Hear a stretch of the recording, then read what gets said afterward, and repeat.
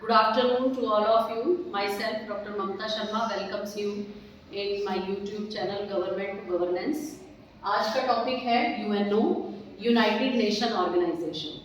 थोड़ा सा मैं रिपीट करना चाहूँगी कि हमने लीग ऑफ नेशन जो लास्ट टॉपिक, क्योंकि हमने एक सीरीज चला रखी है जो इंटरनेशनल रिलेशंस को लेकर के कि क्या इंटरनेशनल रिलेशन को किस तरह से मेंटेन रख सकते हैं और कौन सा ऐसा ऑर्गेनाइजेशन है जो कि इस तरह की सारी सिचुएशंस को कंट्रोल में कर सकता है।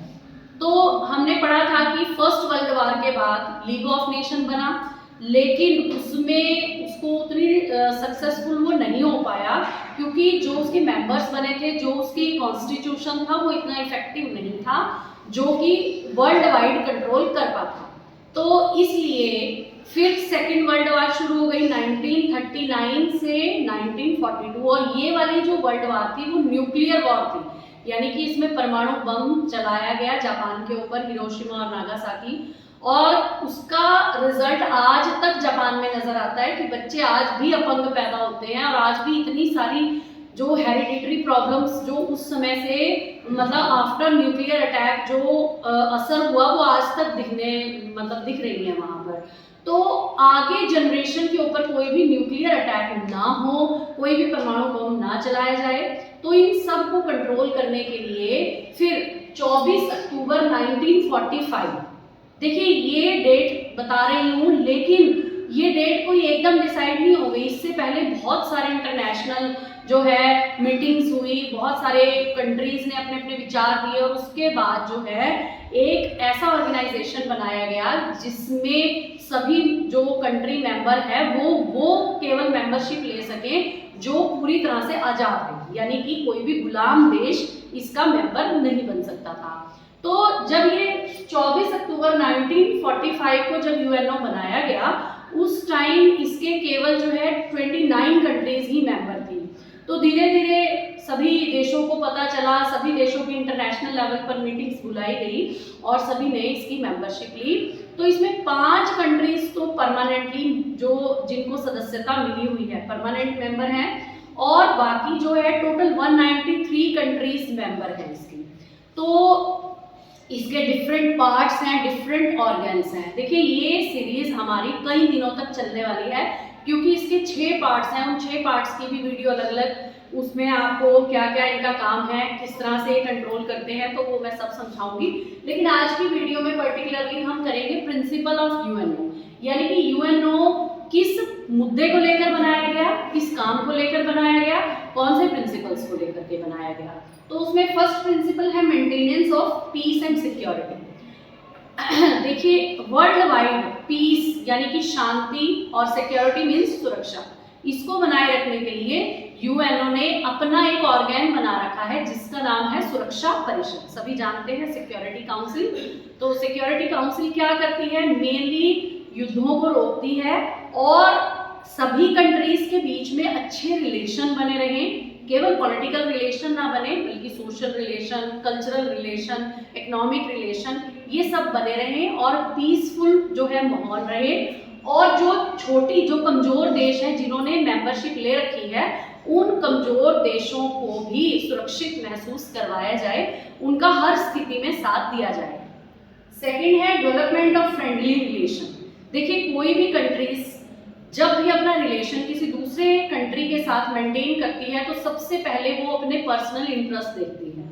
हर कंट्री ये देखती है कि मुझे दूसरी कंट्रीज के साथ रिलेशन बना करके कौन कौन से इकोनॉमिक जो है बेनिफिट्स होंगे, कौन से मुझे पॉलिटिकल बेनिफिट्स होंगे, हर तरह के बेनिफिट्स को लेकर के हर कंट्री चलती है। तो लेकिन उन देशों के बीच में अच्छी डीलिंग रहे। आज के टाइम में आप समझ सकते हैं कोई भी एक देश पूरी तरह से आत्मनिर्भर नहीं है।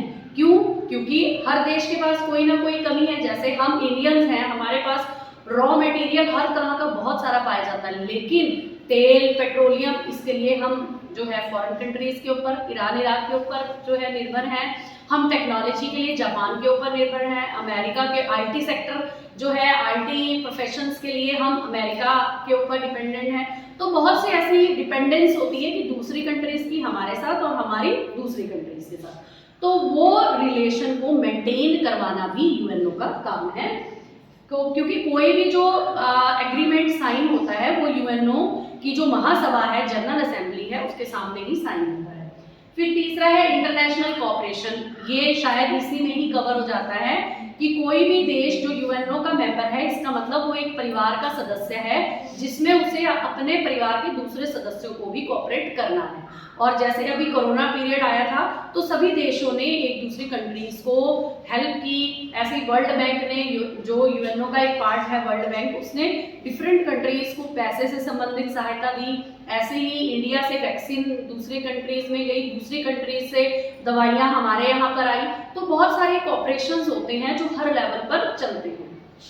उसके बाद है इक्वालिटी एंड गुड फेथ। देखिए यूएनओ का जो ये भी बहुत बड़ा प्रिंसिपल है कि यूएनओ के सामने जो 193 कंट्रीज हैं, उसमें चाहे कोई देश छोटा है, बड़ा है, गरीब है, अमीर है, उससे कोई मतलब नहीं है।